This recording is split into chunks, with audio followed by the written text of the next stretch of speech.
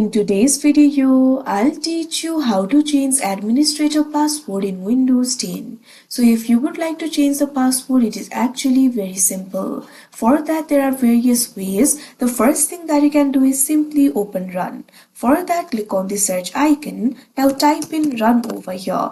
Now you can see over here, Run has been opened. Over here, type in control user passwords 2 and click on this option OK.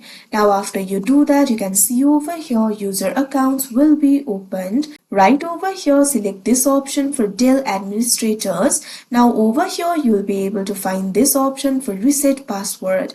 All you have to do is click on it and you'll be able to reset your password. Likewise, you'll also be able to do it via the command prompt. For that, click on the search bar again, type in CMD. You'll be able to find this option for command prompt. Click on this option, run as administrator.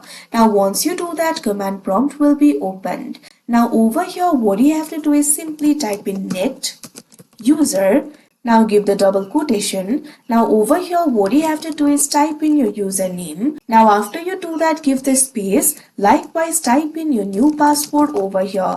After you do that, what you have to do is press enter. After that, your password will be changed. Likewise, you'll also be able to do it via the settings. For that, click on the start icon. After you do that, hover over the gear icon and click on this option settings. Now the settings has been opened. Find this option for accounts and click on it. Now after you do that, you'll be led to the accounts interface. Click on this option sign in options that you can see on the screen.